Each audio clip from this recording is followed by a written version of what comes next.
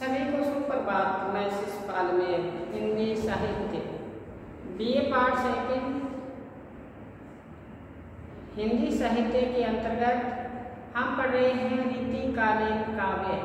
और रीतिकालीन काव्य में हमने शुरू कर रखा है, पहले बिहारी पढ़ा और अब देव देव में हम प्रेम माधुरी छंद पढ़ रहे हैं। प्रेम माधुरी छंद के अंतर्गत कल हमने पढ़ा कि तादिनते अति व्याकुल है तिये, तादिनते अति व्याकुल है तिये, तादिनते पिय पथ सिधारे, भूख न प्यास बत बिना पत भूषण बामनी भूषण वेश विसारे। फिर पता है पावत पीर नहीं कवि देव, पावत पीर नहीं कवि देव, क्रोरी मुए सब करी सब हारे, नारी निहारी निहारी चले, वेद विचारी विचारी चले। तो इसमें कवि इन्हें प्रिय जब विदेश चला जाता है, उनके बाद चले जाने के बाद उनकी क्या दशा होती है उनकी प्रिय की, उसके बारे में कल हमने पढ़ा था। तादिनते अति विकल रहती है, उसी दिन से उनकी विधवा बहुत व्याकुल बेचैन है। तादिनते पिय पथ सिधारे, जिस दिन से उनका प्रीतम बाहर गया है। कहते हैं कि बिना प्रिय के न तो भूख लगती है, न प्यास लगती है, न अपने तन के शुद्ध रही। कहते हैं तन मन की शुद्ध विद विसराई, अपने प्रिय के बिना अपने तन की श्रृंगार करना भी छोड़ दिया है। तो घर वाले उनको बीमार समझते हैं, इनका इलाज करवाते हैं, डॉक्टर को बुलाते हैं, वेद को बुलाते हैं। वेद आकर उनकी नब्ज देखता है और विचार करके चला जाता है। महिलाएं आकर उनके हाल चाल पूछती है, निहार निहार कर वो चली जाती है। पावत पीर नहीं कवि देव, कहते उनकी पीड़ा का कोई व्याख्यान कर ही नहीं सकता, पार पा ही नहीं सकता, किसी को पीड़ा लगता ही नहीं, पता नहीं कौन सा रोग लग गया ऐसा। तो पावत पीर नहीं कवि देव, नारी निहारी निहारी चले सब चलेंगे, ऐसी पीड़ा ऐसी व्याकुलता बताई है जो जिसका प्रिय बाहर चला जाता है। आगामी हम जो इनका प्रेम माधुरी छंद पढ़ने जा रहे हैं, वो देखो कि बहुत ही पहले यहाँ से आप पट में अंकित करेंगे, फिर आसानी रहेगी आपको समझाने में। आप रीतिकालीन काव्य है, ये उपलब्ध करवा लीजिए, आपके पास होगा, आसानी रहेगी। वैसे मैं यहाँ आपको साथ में श्याम पट कर लिखने के उनकी सहप्रसंग व्याख्या करते जा रहे हैं, धीरे ही सही, लेकिन एक एक पंक्ति पर हम उनकी सहप्रसंग व्याख्या कर रहे हैं। कहते ना धीरे रे धीरे मना धीरे में सब कुछ होए, माली सींचे सो घड़ा ऋतु आई कल होए। इसी प्रकार से हम कदम दर कदम आगे बढ़ रहे हैं। कहते ना एक सादे सब सदे सब सादे सब जाए, पहले एक कार्य को करो फिर दूसरा कार्य करो, कार्य सारे पूर्ण हो जाएंगे, सब सादे सब जाए। अचानक हम सभी को आलिंगन करना चाहते ना, अपने बाहों में भरना चाहते हैं, तो कहते हाथ से फिसल जाता है। रहे मैंने मूल सी जीव को, रहीम जी कहते हैं कि पेट है तो उसके जड़ में पानी डालते जाइए, फूल भले आ गए, फूल भी आ जाएंगे, फल भी आ जाएंगे और आपको तृप्ति भी हो जाएगी, खा के आपको संतुष्टि भी होगी। कब? जब हम किसी कार्य को लगे रहें। तो इसी हिसाब में यहाँ बोर्ड पे लिख रहा हूँ और आप साथ साथ में उनको अपने दृष्टि में अंकित कीजिए और साथ साथ उनकी सहप्रसंग व्याख्या सुनिए और आपके समझ में आ जाएगा। तो चले आगे जो क्या होते हैं, बोल ही थे बोलते, देखना बोल ही बोल में बोल ही बोल में चार चार पंक्तियों का ये छंद है। बोने बावतो आवत बावतो आवत, आगे बताया है प्यारी जीते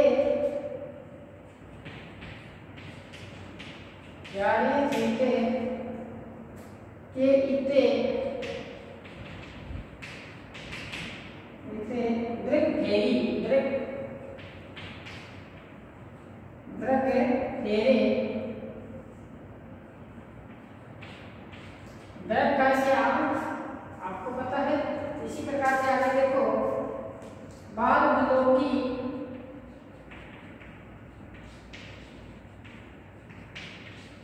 बाल बिलोकी के लाल कहो, के लाल कहो, कछु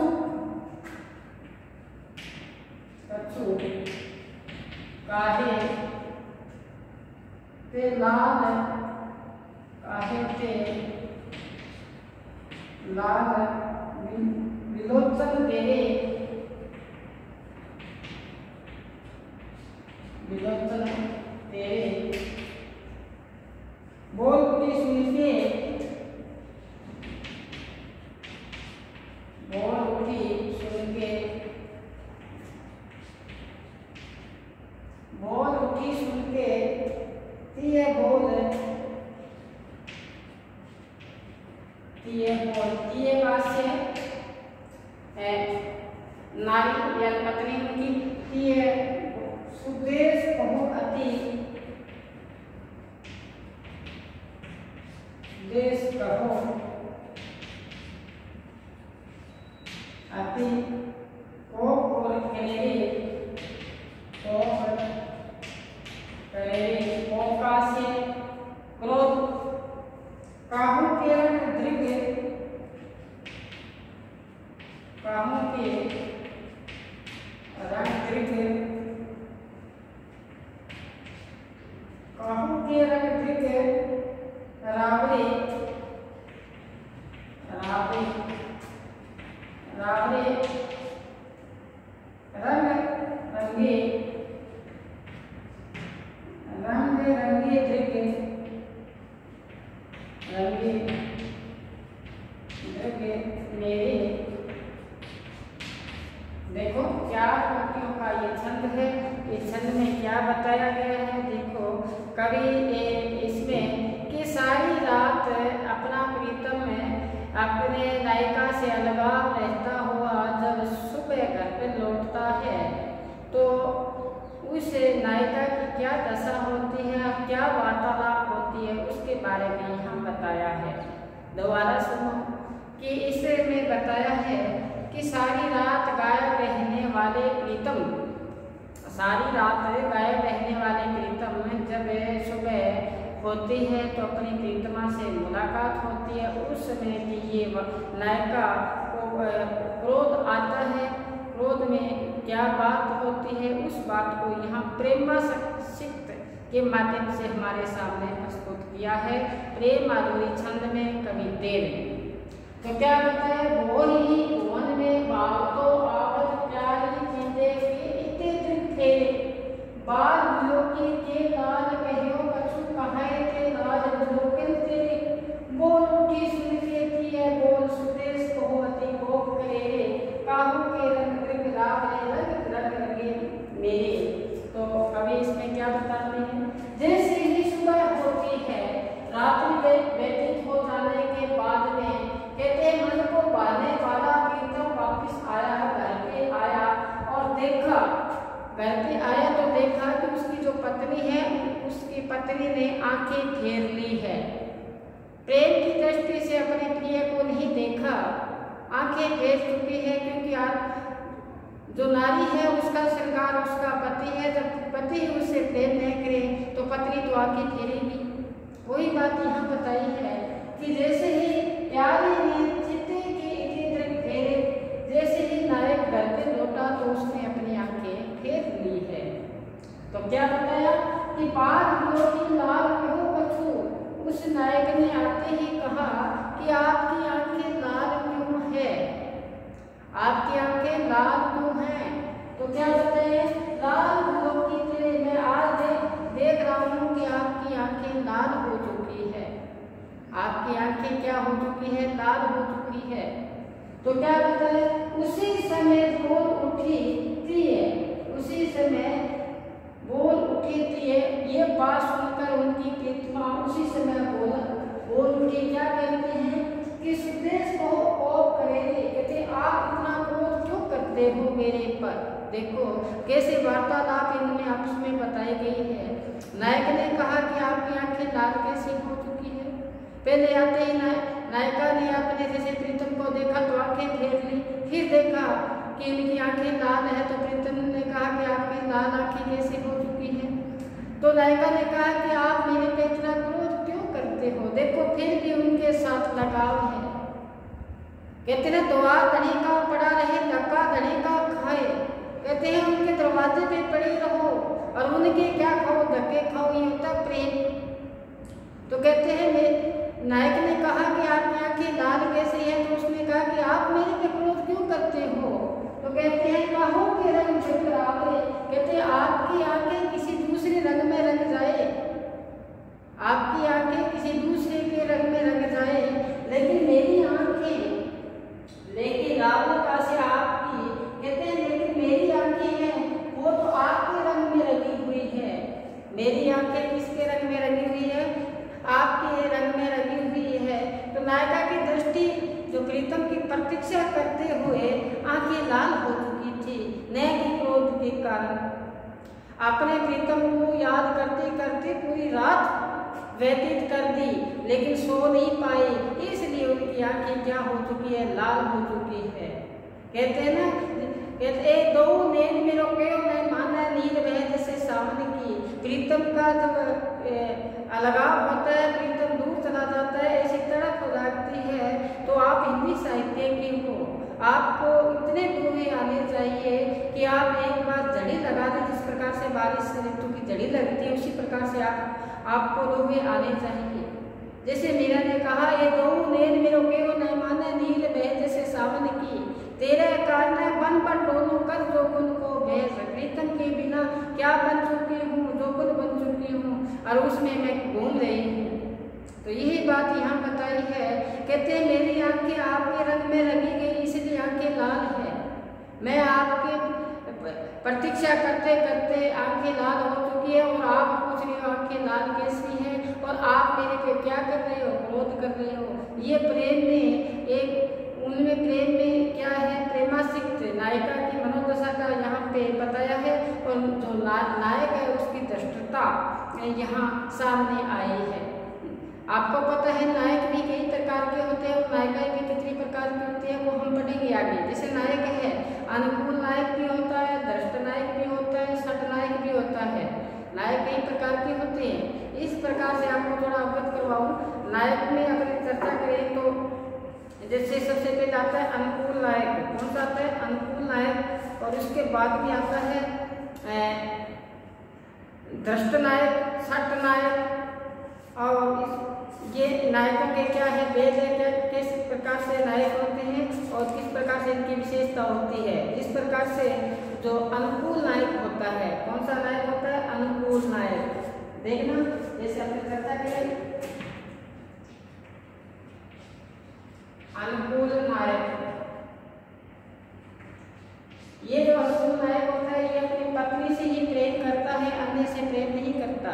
आप कहते हैं ना, सदैव अपने पत्नी से इतना लगाव रखता है, उसी में सदैव उसी के प्रेम में ये डूबा रहता है। सदा, कहते हैं सदा अपनी नारी से राखे अति प्रीति। अपने नारी से सदैव प्रेम रखता है, पर नारी से विमुख है। दूसरी जो नारी होती है उनसे क्या रहता है? विमुख रहता है। देखो यही है। कहते हैं ना, कबीरदास जी का एक दो आता है, उसमें लिखा है कि जब कभी देखिए वीर बहन के भाई। कहते हैं जब कभी आपको देखना है तो बहन और भाई के नाते देखना चाहिए।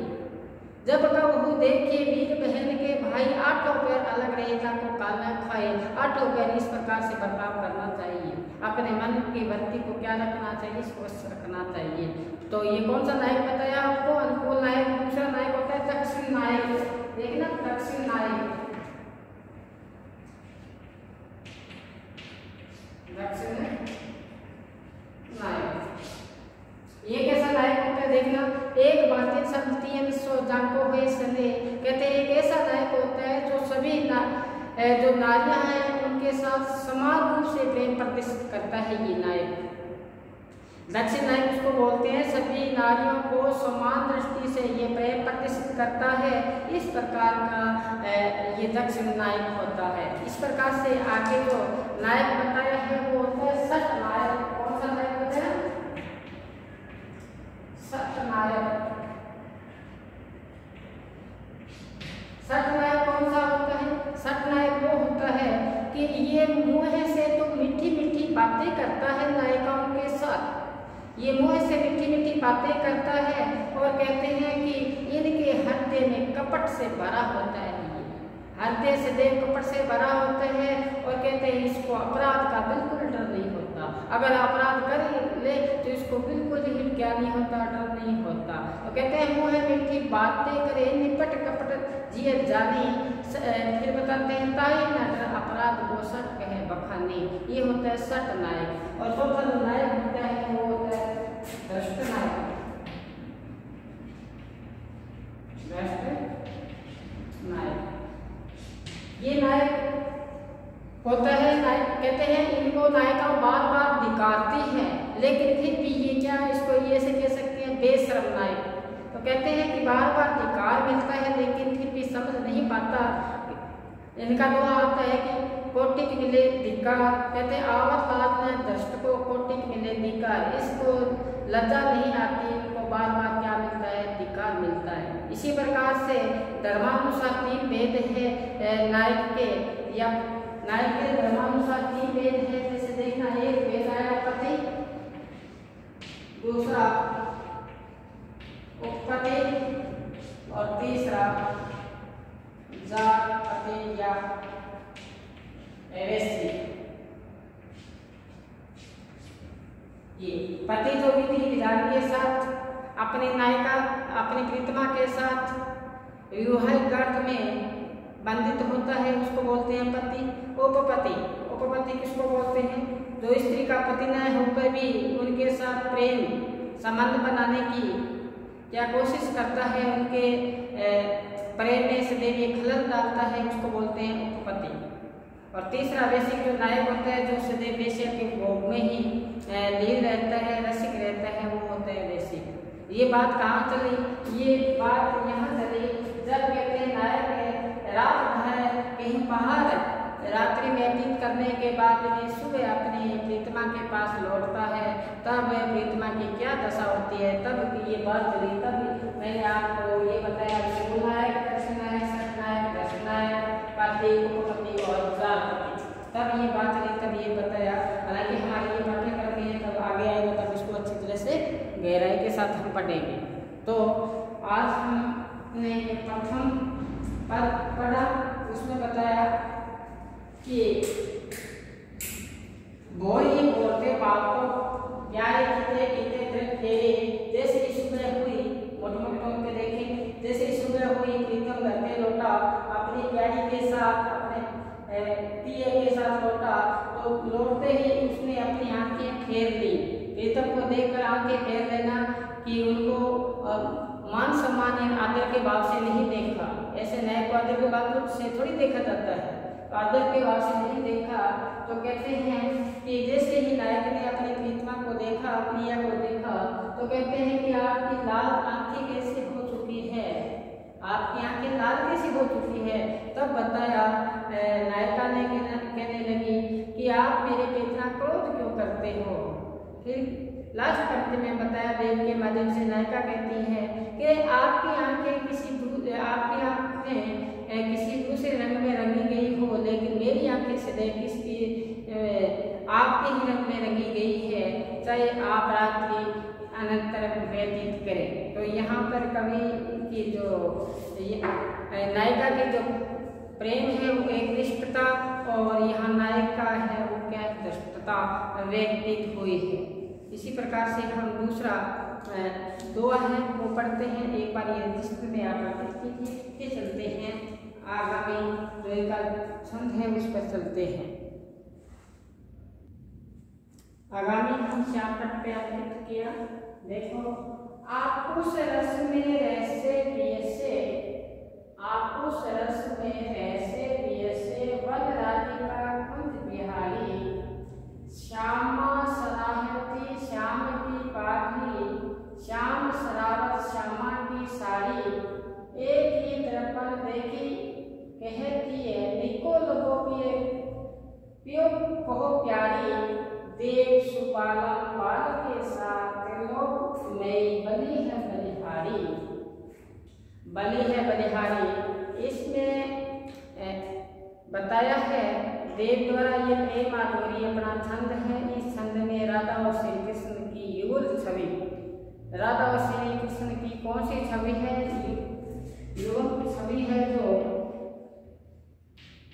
युगल छवि है जो वो ऊपर का हमारे सामने आई है। और उस युगल छवि में आपस में इनकी प्रेम भरी वार्तालाप है, उसके बारे में यहाँ बताया है।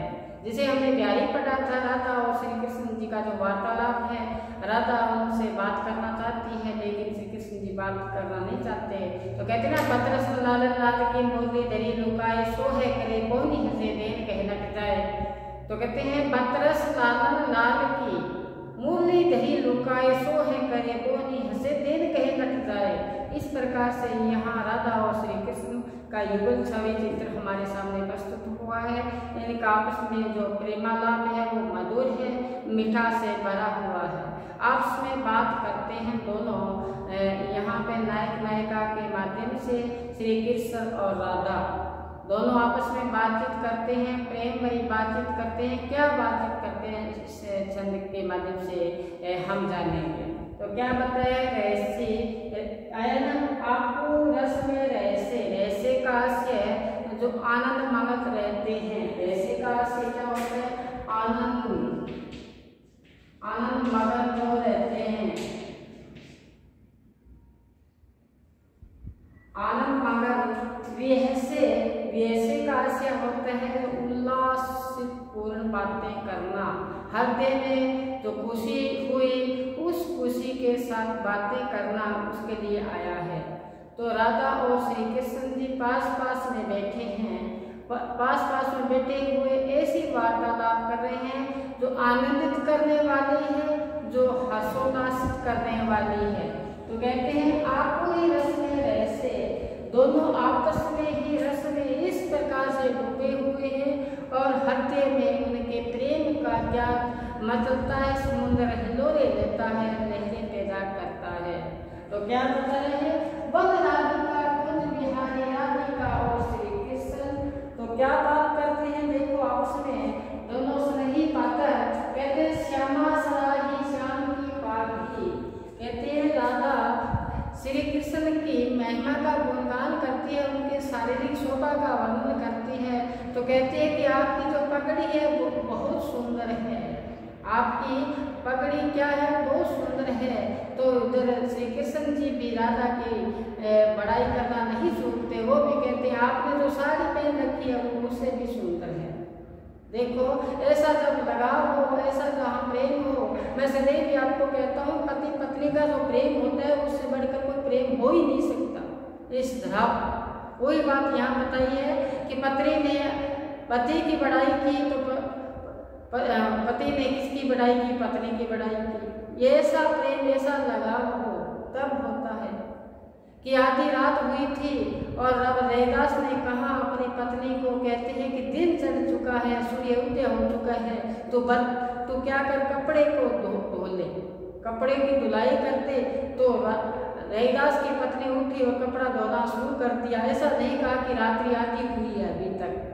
ऐसा प्रेम हो, ऐसा लगाव हो तभी हमें कोई इष्ट चीज है वो प्राप्त होती है, अन्यथा नहीं होती।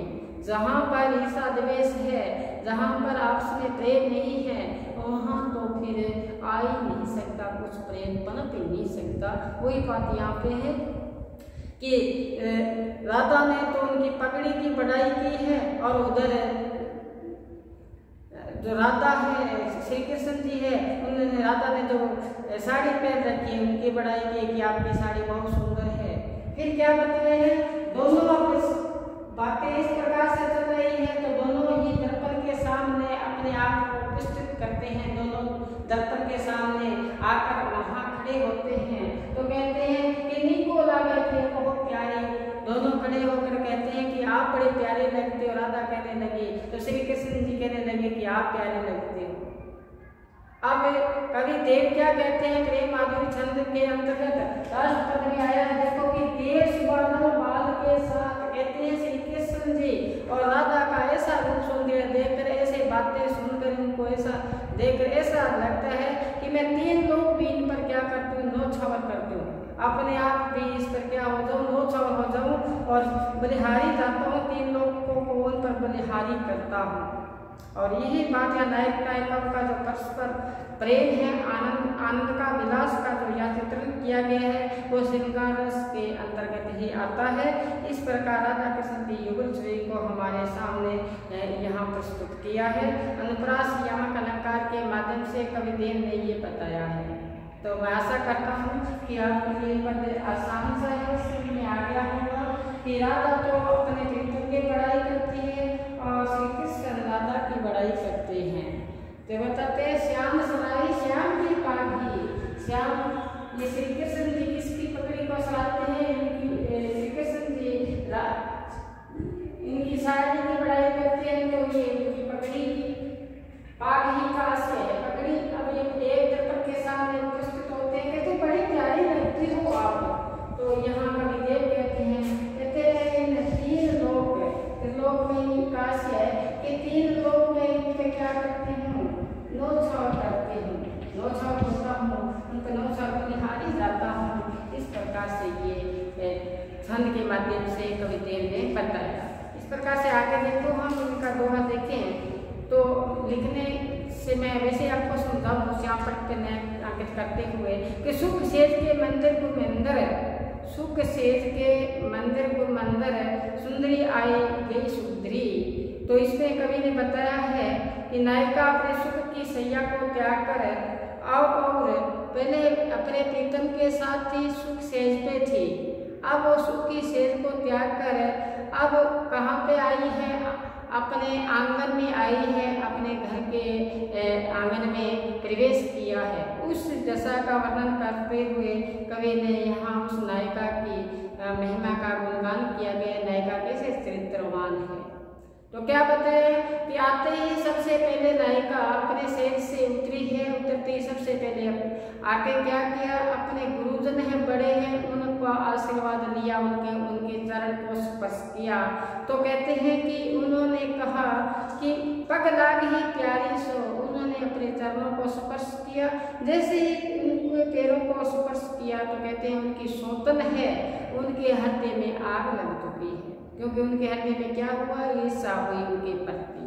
और कविदेव कहते हैं जब ही गुरुजनों के बड़ों के पाँव को स्पर्श किया तो उन्होंने आशीर्वाद दिया।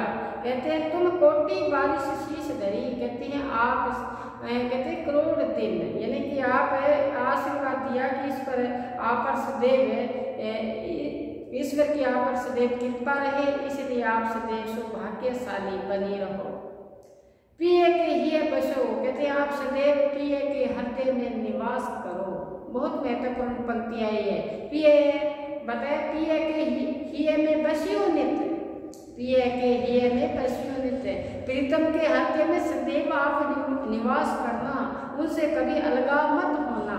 कहते हैं बड़ भागनी भाग सुहाग भरी, कहते हैं आपका भाग्य सौभाग्य से भरा हुआ है, आपको प्रीतम मिला है, आपको ऐसा प्रीतम मिला है। तो यहाँ पर नायिका का जो शिष्टाचरण है, शिष्टाचरण की बात सामने आई है।